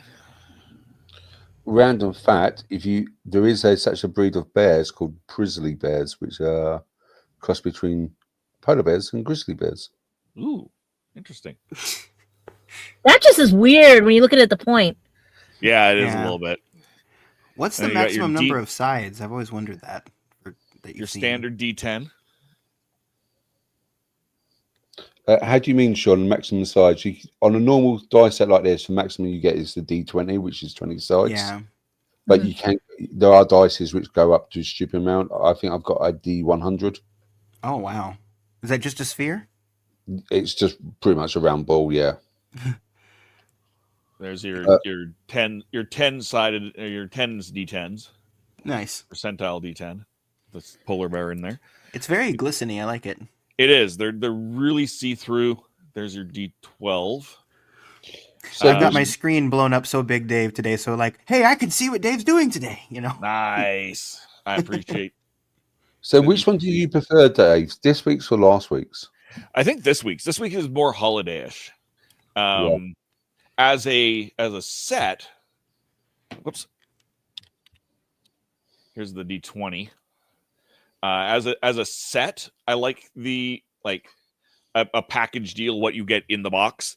I like the other one. It had an extra sticker and it had a spin down a smaller D20. This one does not. This is just a standard set. Standard set of 7. Probably why there's one sticker and all the other. Yeah, and then your sticker and your badge. Cool. So that is the this mystery dice package. You can find those from 1985games.com. I've got 4 more of those. We'll be opening a couple more of those over the next few weeks. Mm-hmm. So make sure you tune in here on the Legend of the Traveling TARDIS for the. It actually works out to the new year if you do one a week. Yeah, and I might skip the week with Simon, just to keep that a little bit more Simon-y. I'll have a conversation with Christian about that. Mm-hmm. But that's that is that. Thank you guys for hanging with me through that little after party. I appreciate it greatly. That was cool. Show off some neat stuff. From a great little. So yay or nay for what's about to begin in UK? Yay! Yay! Yay! Borderline. I don't know. Borderline. It'll definitely be interesting to see how this. Because classmate, I had high hopes for Class, and then it dropped. I liked Tourchwood, but then you had Miracle Day. Sarah Jane, because she passed away, and I wish they could have done some kind of ending the way they did on YouTube and everything. I know that was a very sad ending they did for her and stuff, but it's like I get my hopes up and then they just just remember, Gadget, if you ever watch the new spin-off, just compare it to K9 Australia and then everything. But that's why I didn't even mention that one. I'm like, I did not even mention. Like if you compare watching K9 Company was good, right? K9 Company, I only saw a little bit when I was little. Yeah, because PBS only had 3 episodes. That was good. Yeah, K9 Company was basically the first Sarah Jane spin-off. Mm-hmm. But I'm glad you mentioned the K9. You said it was Australia, right? Yeah. Because I hardly ever hear anyone even acknowledge that show's existence. It's like the Star Wars holiday special of shows. Like people don't really talk about it. Slick K9. He's slick and he's got legs. It's like Ghostbusters 2016. We do not mention it, but it does exist. But it's the same. But yeah, I would say K9, the Australian one's probably the worst one I've ever seen as a spin-off.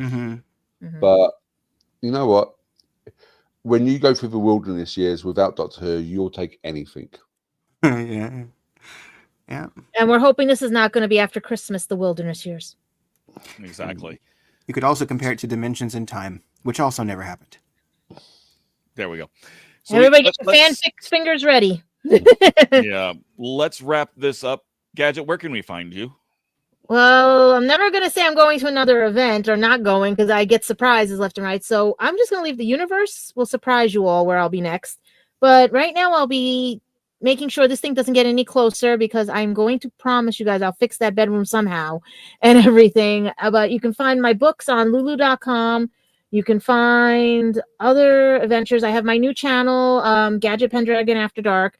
It was a test site, but now it's going to go for something else and everything. It's basically going to be here for the TARDIS and any other events that I do live with you guys and stuff. But I really would love likes on that page and everything, as well as my regular page, regular Gadget Pendragon 0711 all together, or Gadget 0711 all together. Instagram, everywhere else, because I need my 1,000 followers. I want to go live again with you guys on Instagram. I really do, because you missed out. That parade would have been live on Instagram for you guys. But we'll see what happens. And also just keep watching because I'm trying to revamp Gadget Vlogs as well as anything. Like I said, I just had a test thing and we're seeing where everything lies. But right now it looks like everyone's watching from phones instead of long ways. Oh, we're getting a decent number from both, I think. But yeah, definitely the new version. We went from what, 90, not even 95 yet, to 96, almost 97 within a week. Yeah, I think we're gonna have to. I'm studying this right now for everybody. For sure. Candyman, where can we find you? You can find me here at the Legend of Traveling TARDIS. You can find me on my Instagram account, which is instagram.com/cyborg T100_cosplay. And you can find me over Spill the Geek Tea. And this Sunday episode should be quite interesting if you like unit and crossovers. There we go. So there's Spill the Geek Tea at Spill the Geek Tea 1. As for me, you can find me, of course, here on Tuesdays on the Legend of the Traveling TARDIS. You can find me on Sundays at Spill the Geek Tea as well, most Sundays. You can find me on the first Thursday of every month on Happiness Patrol. That's youtube.com/@Happiness Patrol Show. And I'm going to show you something here. Do you still have the screen zoomed in, Sean? I sure do. Uh-oh. Take a look at that. Okay, maybe my screen is too special. This Thursday. Oh, you're not. Yeah, we are. This Tuesday, 6 p.m. Mountain, 8 p.m. Eastern. We're going to be talking about Life Day, the Star Wars Holiday Special. That's really weird because I've heard it didn't exist, but I'm very I have it on VHS. It existed. I'm very proud of you for bringing it back into the universe, Dave. Exactly. So definitely join us, youtube.com/@Happiness Patrol Show. Does Jessica still have her life blanket? Sorry, what was that? I think Jessica has a life blanket, right? A life. Yep. She doesn't. She does. She's not wearing it for this episode. Okay. But she does have one. But I'm yeah. I'm still disappointed with you, Dave, that you're not doing Battle of Endor or. We got to save something for future seasons. That's. And I have the DVDs right here of the Ewoks, so we don't have to worry about that. Yeah. I have Sindel. I know. Yeah. There is a landing page for this, so you can go to the page at Happiness Patrol Show, hit the notification bell. It'll be running as a premiere. It's pre-recorded. I'll be in the comment section. Some of the other team will be in the comment section, so join us for that. As well, you can find me on every other Monday on Horses on Film, at Horses on Film. We're having a great time over there, Cameron and Scott and I. This coming Monday, which is the 7th, I think. 7th, 8th, 9th. 8th. Whatever next Monday Hold on, I'll look it up. Whatever next Monday is. Monday's the 8th. We're talking Blazing Saddles. Uh-oh. Cool. Uh-oh. Nice. So, yeah, definitely join us for that as well. Other than that, thank you guys very much for where can we find us here Sean? on the Legend of the Traveling TARDIS. By all And means, where can we find please- Sean? Oh, yeah, Sean. I'm sorry, Sean. Oh, that's I almost okay. missed you. No, Where fine. Where can we find you? People can find me on YouTube at Our Philosophy Is, where I at least plan to pick up my series where I was talking about Doctor Who in terms of all the Troughton episodes, breaking those down story by story. But I'm going to ask this question there too. Let me know when I upload my next episode about Troughton if you would like me to dive into a possible episode by episode review of another one of my favorite series from the 60s, The Twilight Zone. Let me know if you'd like me to talk about The Twilight Zone, because I could talk about that series for hours. And indeed, I might. And so you check might. me out at Our Philosophy Is. Thank you. All right. Thank you, Sean. Are you going to do the two doctors? Are you going to count that as a Troughton episode? I will count it as a Troughton episode, and I will not be happy about it, but I will count it. Nobody was happy about that episode. Fair enough. I'm just glad I got both of them back. So for that, there episode. You go. Thank you all for joining us here on the Legend of the Traveling TARDIS. If you have not given us a subscribe, give us a subscribe wherever it is you're watching us. Specifically, though, try and pop over to our YouTube channel, which is somewhere in all of these things at Legend of the Traveling TARDIS. It's there. I'm just looking for the banner to put up there. I can find our tip top. I can find other stuff, but you think I can find our YouTube channel? No, it's in the doobly-doo. At the Legend of the Traveling TARDIS. That's the website, but it's at the Legend of the Traveling TARDIS on YouTube. So definitely check that out. And until next week, thank you guys for joining us, and we'll see you on the flip side.